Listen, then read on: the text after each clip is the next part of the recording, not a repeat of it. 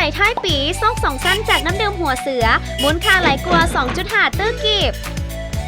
ซอกสั้นที่1สะสมฝาเหลืองน้ำดื่มหัวเสือขนาดใดก็ได้ครบตามจำนวนกำหนดเพื่อแลกรับของรางวัลพร้อมสลากสะสม10ฝาแลกรับสลากรุ่นรางวัลใหญ่5สลากสะสม3ห้อยฝาแลกรับคันโฮมหัวเสือและ10สลากสะสม7ห้อยฝาแลกรับกระติกน้ำก้อนหัวเสือและ30สลากท่านสามารถแลกรับของรางวัลได้เฉพาะวันศุกร์และวันเสาร์ตามตัวแทนจำหน่ายบริษัทเบียร์ลาวทั่วประเทศแลกรับจนกว่าของรางวัลจะหมดซอกสั้นที่2เขียนชื่อที่อยู่และเบอร์โทรใส่สลากแล้วปอนลงกล่องหับสลากเพื่อรุ่นฮับฟอร์ดเอเวอเรสต์จำนวน1คันและรถจักรฮอนด้าเวฟห้อย10ไอจำนวน24คันจับสลากครั้งที่1วันที่29พฤศจิก